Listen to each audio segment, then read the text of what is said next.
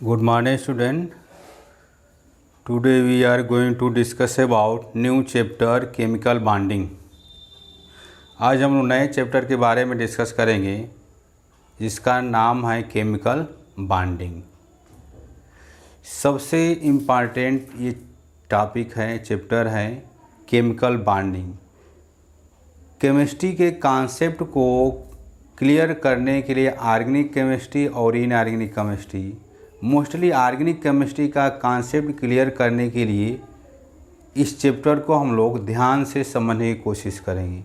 Chemical bonding या इसी को हम केमिकल फोर्स बोलते हैं। जैसे मान लीजिए अगर क्लास है, क्लास में बॉयज़ और गर्ल हैं, तो किसी फोर्स से अगर टीचर से अगर अट्रैक्ट किया है, टीचर से जुड़ा है, तो स्टूडेंट और टीचर के बीच में एक फोर्स है, उसको हम बॉन्डिंग कह सकते हैं या केमिकल बॉन्डिंग कह सकते हैं या केमिकल फोर्स कह सकते हैं। उसी तरह से कोई भी कंपाउंड हो, चाहे इनऑर्गेनिक कंपाउंड हो या ऑर्गेनिक कंपाउंड है, उसी को हम इनऑर्गेनिक मॉलिक्यूल कह सकते हैं या ऑर्गेनिक मॉलिक्यूल्स कह सकते हैं। तो मॉलिक्यूल में जो एटम होता है वो एटम किसी फोर्स से जुड़ा होता है, उस फोर्स को हम केमिकल फोर्स या केमिकल बॉन्डिंग कहते हैं। जैसे केमिकल बॉन्डिंग को हम लोग डिफाइन किए हैं, the force which held the atom together within A molecule is called a chemical bonding या केमिकल फोर्स। अगर किसी मॉलिक्यूल में एटम जो है किसी फोर्स के द्वारा जुड़ा रहता है तो उसको हम केमिकल फोर्स या केमिकल बॉन्डिंग कहते हैं। जैसे आपको एग्जांपल में बताया कि स्टूडेंट और टीचर के बीच में जो भी बॉन्डिंग है, जो भी फोर्स का अट्रैक्शन हो रहा है, उसको हम केमिकल बॉन्डिंग या केमिकल फोर्स के द्वारा रिप्रेजेंट करेंगे। तो केमिकल बॉन्डिंग या केमिकल फोर्स, जनरली हम लोग इसको बॉन्डिंग भी हम कह सकते हैं। केमिकल बॉन्ड मेनली 3 टाइप्स का होता है। There are 3 types of chemical bonding. पहला हमारा है केमिकल बॉन्डिंग आयनिक बॉन्ड, या उसी को हम इलेक्ट्रोवैलेंट बॉन्ड कहेंगे, या आयनिक फोर्स या इलेक्ट्रोवैलेंट फोर्स बोलते हैं। सेकेंड टाइप्स है कोवलेंट फोर्स या कोवलेंट बॉन्ड, और थर्ड टाइप्स है कोऑर्डिनेट बॉन्ड या सेमी पोलर बॉन्ड या डेटिव बॉन्ड। तो 2 बॉन्ड से तो हम लोग इंट्रोड्यूस हैं 10th क्लास में, आयनिक बॉन्ड और कौन सा, कोवलेंट बॉन्ड। इन दोनों से हम लोग परिचित हैं कि आयनिक बॉन्ड क्या होता है और कोवलेंट बॉन्ड क्या होता है। आयनिक बॉन्ड का दूसरा नाम है इलेक्ट्रोवैलेंट बॉन्ड। तो पहले हम बॉन्डिंग के टाइप्स पढ़ेंगे। अभी हम केमिकल बॉन्ड का डिफिनेशन बताया कि कोई भी मॉलिक्यूल में जो एटम है किसी फोर्स के द्वारा जुड़ा रहेगा तो उसको हम केमिकल फोर्स या केमिकल बॉन्डिंग कहेंगे। There are 3 types of chemical bonding, electrovalent bond या ionic bond, second covalent bond, third coordinate bond. Coordinate bond का दूसरा नाम क्या है, सेमी पोलर बॉन्ड। तीसरा नाम क्या है, डेटिव बॉन्ड। तो कोऑर्डिनेट बॉन्ड आपका नया बॉन्ड लग रहा है, तो उसको भी हम लोग जानने की कोशिश करेंगे। तो पहले हम इलेक्ट्रोवैलेंट बॉन्ड और कोवलेंट बॉन्ड को देखा जाएगा। पहले हम लोग इलेक्ट्रोवैलेंट बॉन्ड पर फोकस करेंगे कि इलेक्ट्रोवैलेंट बॉन्ड क्या है। इलेक्ट्रोवैलेंट बॉन्ड या आयनिक बॉन्ड। आप जानते हैं कि किसी भी बॉन्ड का फॉर्मेशन करने के लिए एटम को स्टेबल होना पड़ता है। स्टेबल का मतलब ये होगा कि उसके आउटर सेल में 8 इलेक्ट्रॉन होना चाहिए या 2 इलेक्ट्रॉन होना चाहिए। तो जो हाइड्रोजन है, लिथियम है, हाइड्रोजन, लिथियम, बेरिलियम, तो ये जो 3 एलिमेंट हैं ये हमेशा स्टेबल होने के लिए इसके आउटर सेल में 2 इलेक्ट्रॉन होना चाहिए। हाइड्रोजन के बाहरी सेल में 1 इलेक्ट्रॉन है, इसको स्टेबल होने की 1 इलेक्ट्रॉन की और ज़रूरत पड़ेगी। लिथियम के आउटर सेल में 1 ही इलेक्ट्रॉन है, इसको भी स्टेबल होने के लिए 1 इलेक्ट्रॉन चाहिए। बेरिलियम के आउटर सेल में 2 इलेक्ट्रॉन है, तो इसको भी स्टेबल होने के लिए 2 ही इलेक्ट्रॉन चाहिए। तो 2 इलेक्ट्रॉन की यहाँ पर रिक्वायरमेंट है, अर्थात हाइड्रोजन लिथियम को स्टेबल होने के लिए नोबेल गैस का रूप लेना है तो हीलियम का स्ट्रक्चर फॉलो करेगा। हाइड्रोजन को स्टेबल होने के लिए 1 इलेक्ट्रॉन की रिक्वायरमेंट होगी। जब 1 इलेक्ट्रॉन जब ले लेगा तो नोबेल गैस में से हीलियम का रूप ले लेगा, क्योंकि हीलियम के आउटर सेल में इलेक्ट्रॉन कितना होता है, 2 होता है। हीलियम को छोड़ करके बाकी सब आपकी नोबेल गैस हैं, नियॉन, आर्गन, कैप्टन, जेना, रेडान, उन सब के आउटर सेल में 8 इलेक्ट्रॉन है। तो इन 3 एलिमेंट को छोड़ करके जो भी एलिमेंट आएगा वो हमेशा 8 इलेक्ट्रॉन की ज़रूरत पड़ेगी। जैसे कार्बन है तो कार्बन के आउटर सेल में 4 इलेक्ट्रॉन है, तो उसको स्टेबल होने के लिए 4 इलेक्ट्रॉन की और ज़रूरत पड़ेगी, तभी तो वो ऑक्टेट कंप्लीट करेगा।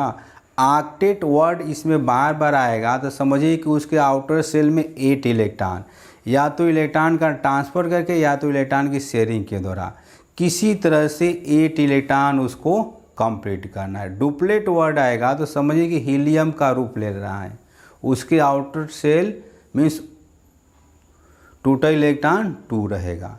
तो ये ध्यान देना है। इस चैप्टर को समझने के लिए जो 1 से लेकर के एटॉमिक नंबर 1 से लेकर के 30 तक के जितने एलिमेंट है उसके आउटर सेल के इलेक्ट्रॉन को आपको फोकस करना है, क्योंकि आउटर सेल के electron means valence shell electron से ही हमारा बॉन्ड का फॉर्मेशन होगा।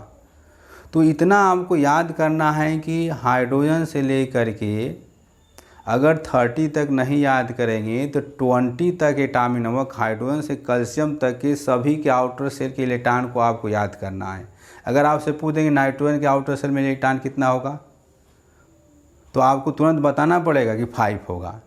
क्लोरीन के आउटर सेल में इलेक्ट्रॉन कितना होगा तो 7 होगा। सोडियम के आउटर सेल में इलेक्ट्रॉन कितना होगा तो 1 होगा। तो ये सब आपको याद करना है। Valence electron means outer cell electron. तो पहले तो हम लोग फॉर्मेशन देखेंगे इलेक्ट्रोवैलेंट बॉन्ड या आयनिक बॉन्ड। तो इलेक्ट्रोवैलेंट बॉन्ड या आयनिक बॉन्ड क्या होता है, अगर किसी मॉलिक्यूल के बीच में अगर हमारा इलेक्ट्रॉन के ट्रांसफ़र के द्वारा बॉन्ड का फॉर्मेशन होगा तो उसको हम इलेक्ट्रोवैलेंट बॉन्ड बोलेंगे या आयनिक बॉन्ड बोलेंगे। ट्रांसफ़र ऑफ इलेक्ट्रॉन बिटवीन 2 और more atom is known as electrovalent bond या ionic bond. Transfer of electron between 2 और more atom of any molecule is known as ionic bond या covalent bond. अगर 2 या 2 से अधिक atom के बीच में इलेक्ट्रॉन के ट्रांसफ़र के द्वारा जो बॉन्ड बनेगा उसको हम क्या बोलेंगे तो इलेक्ट्रोवैलेंट बॉन्ड या आयनिक बॉन्ड बोलते हैं। एग्जाम्पल देखा जाए आयनिक बॉन्ड का, जैसे मान लीजिए हम यहाँ पर सोडियम क्लोराइड लिया, 2 एटम है, 2 या 2 से अधिक भी एटम हो सकता है। सोडियम के 1 एटम है, क्लोरीन के एटम है। तो सबसे पहले तो हमको सोडियम का इलेक्ट्रॉनिक कॉन्फ़िगरेशन लिखेंगे 2 8 और 1, क्लोरीन लिखेंगे 2 8 एंड 7। अब ये देखिए कि इसके आउटर शेल में इलेक्ट्रॉन कितना है, 1 है, इसके आउटर शेल में इलेक्ट्रॉन कितना है, 7 है। तो इस सोडियम को स्टेबल होने के लिए मीन्स ऑक्टेट कंप्लीट करने के लिए या तो सोडियम को 7 इलेक्ट्रॉन की ज़रूरत पड़ेगी तब ऑक्टेट कंप्लीट करेगा, या सोडियम 1 इलेक्ट्रॉन किसी को ट्रांसफ़र कर देगा तभी भी ऑक्टेट कंप्लीट हो जाएगा। यहाँ पर देखिए क्लोरीन के पास आउटर शेल में 7 इलेक्ट्रॉन है, इसको ऑक्टेट कंप्लीट करने के लिए या तो 7 इलेक्ट्रॉन ट्रांसफ़र करेगा या तो 1 इलेक्ट्रॉन किसी से ले लेगा तब ऑक्टेट कंप्लीट होगा। तो सोडियम के पास आउटर शेल में 1 इलेक्ट्रॉन है, 1 इलेक्ट्रॉन है, तो ये आसानी से किसी को 1 इलेक्ट्रॉन डोनेट कर देगा, ईजिली डोनेट कर देगा। जैसे आपसे हम कहेंगे कि स्कूल में पुअर फंड 1 रुपी देना है तो आप आसानी से 1 रुपी डोनेट कर देंगे, लेकिन आपसे कहेंगे कि अगर हमको 100 रुपया पुअर फंड जमा करना है तो 100 रुपया के लिए आपको ज़्यादा एनर्जी की ज़रूरत पड़ेगी, 100 रुपीज़ के लिए आपको ज़्यादा एनर्जी की ज़रूरत पड़ेगी, लेकिन 1 रुपीज़ के लिए आपको ज़्यादा एनर्जी की ज़रूरत नहीं पड़ेगी। आसानी से 1 रुपीज़ आप क्या करेंगे, किसी को डोनेट कर देंगे, किसी को ट्रांसफ़र कर देंगे। जब यहाँ वही काम यहाँ है सोडियम के पास कि इसके आउटर से में 1 इलेक्ट्रॉन है, तो अगर इसको दे देगा तो इसका भी कल्याण हो गया, इसका भी ऑक्टेट कंप्लीट हो गया, और यहाँ पर भी आपका ये हो जाएगा Na+ हो जाएगा, और इसके आउटर सेल में 8 इलेक्ट्रॉन होएगा। अब 1 इलेक्ट्रॉन ये गेन करेगा तो ये हो जाएगा Cl-, और इसके आउटर सेल में इलेक्ट्रॉन हमारा 8 हो जाएगा। तो यहाँ भी 8 इलेक्ट्रॉन, यहाँ भी 8 इलेक्ट्रॉन, ये भी स्टेबल हो गया, ये भी स्टेबल हो गया, और यहाँ पर हो गया क्या, पॉजिटिव चार्ज सोडियम के पास, और क्लोरीन के पास क्या हो गया, नेगेटिव चार्ज। तो शुरू में ही हम बॉन्डिंग का डेफिनेशन बताए हैं कि किसी मॉलिक्यूल के बीच में जो एटम है उस एटम के बीच में जो फोर्स लगेगा उसी को हम केमिकल फोर्स या केमिकल बॉन्डिंग कहेंगे। तो ये सोडियम क्लोराइड है, तो सोडियम Na+ बनाया, क्लोरीन Cl- बनाया, सोडियम 1 इलेक्ट्रॉन ट्रांसफ़र किया किसको, क्लोरीन को, तो ये क्लोरीन Cl- बना दिया और सोडियम Na+ बना दिया। अब ये पॉजिटिव है ये नेगेटिव है, दोनों के बीच में फोर्स लगे, कौन सा force, electrostatics force. Due to electrostatic force formation of NaCl। तो यहाँ पर इलेक्ट्रॉन के ट्रांसफ़र के द्वारा जो बॉन्ड बनेगा उसको हम इलेक्ट्रोवैलेंट बॉन्ड या क्या बोलेंगे, आयनिक बॉन्ड बोलेंगे। अगर यहाँ पर पूछ दिया जाए कि व्हाट इज इलेक्ट्रोवैलेंसी, इलेक्ट्रोवैलेंसी कितने कितने इलेक्ट्रॉन का ट्रांसफ़र हुआ, 1 इलेक्ट्रॉन ट्रांसफ़र किया किसको, क्लोरीन को, तो इलेक्ट्रोवैलेंसी यहाँ पर कितनी हो जाएगी, 1 हो जाएगी। 2 इलेक्ट्रॉन का अगर ट्रांसफ़र करेगा तो इलेक्ट्रोवैलेंसी हमारी 2 हो जाएगी। तो इस तरह से अगर देखा जाए यहाँ पर MgCl2 में भी हमारा कौन सा बॉन्ड बनेगा, इलेक्ट्रोवैलेंट बॉन्ड बनेगा या आयनिक बॉन्ड बनेगा। अगर किसी मॉलिक्यूल में जो है इलेक्ट्रॉन के ट्रांसफ़र के द्वारा बॉन्ड बनेगा तो उसको हम इलेक्ट्रोवैलेंट बॉन्ड बोलते हैं या आयनिक बॉन्ड बोलते हैं। जनरली जो आयनिक बॉन्ड जो होता है उसकी मेल्टिंग पॉइंट और बॉइलिंग पॉइंट अधिक होती है। दूसरा हमारा है सेकेंड जो बॉन्डिंग है हमारी, कोवलेंट बॉन्ड या कोवलेंट फोर्स। कोवलेंट बॉन्ड या covalent force, covalent force. If sharing of electron between two or more atom is known as covalent bond. If mutual sharing of atom between two or more atom is known as covalent bond. अगर किसी atom में जब दो या दो से अधिक atom के बीच में म्यूचुअल शेयरिंग ऑफ इलेक्ट्रॉन होगा, इलेक्ट्रॉन के शेयरिंग के द्वारा जो बॉन्ड का फॉर्मेशन होता है उसको हम बोलेंगे कोवलेंट बॉन्ड या कोवलेंट फोर्स बोलते हैं। आपस में इलेक्ट्रॉन की साझेदारी के द्वारा जो बॉन्ड बनेगा तो उसको हम क्या बोलेंगे, कोवलेंट फोर्स या कोवलेंट बॉन्ड बोलते हैं। जैसे अगर देखा जाए यहाँ पर, अगर कोई मालिक्यूल हमारा H2 है तो H2 हाइड्रोजन के दो एटम हैं, तो हाइड्रोजन के दो एटम इस तरह से लिख लेंगे। उसके बाद हाइड्रोजन के आउटर सेल में इलेक्ट्रॉन कितना है, 1 है। यहाँ भी हम 1 करेंगे। एक इलेक्ट्रॉन को क्रॉस से दिखाएंगे, दूसरे इलेक्ट्रॉन को डॉट से दिखाएंगे। तो आप 10th में पढ़े हैं लेविस क्रॉस डॉट स्ट्रक्चर, इसको देने वाले साइंटिस्ट थे लेविस क्रॉस डॉट स्ट्रक्चर। तो एक इलेक्ट्रॉन को क्रॉस से, दूसरे इलेक्ट्रॉन को डॉट से। अब यहाँ पर देखिए हाइड्रोजन को स्टेबल होने के लिए मैं शुरू में ही बता रहा है कि ये हीलियम का रूप लेगा। नोबेल गैस में जो हीलियम का स्ट्रक्चर फॉलो करेगा, मीन्स हाइड्रोजन डुप्लेट बनाने की कोशिश करेगा। तो इस हाइड्रोजन के पास 1 इलेक्ट्रॉन है, तो ये क्या करेगा, ये इससे एक इलेक्ट्रॉन लेगा।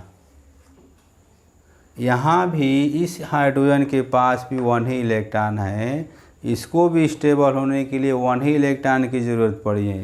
तो ये भी क्या करेगा, इसे 1 इलेक्ट्रॉन क्या करेगा, ले लेगा। तो दोनों पर कोई प्रभाव नहीं पड़ा। जैसे आप मान लीजिए किसी हॉस्टल में आप रहते हैं, 2 पार्टनर हैं, तो दोनों पार्टनर आप लोग आपस में साझेदारी के द्वारा काम करेंगे।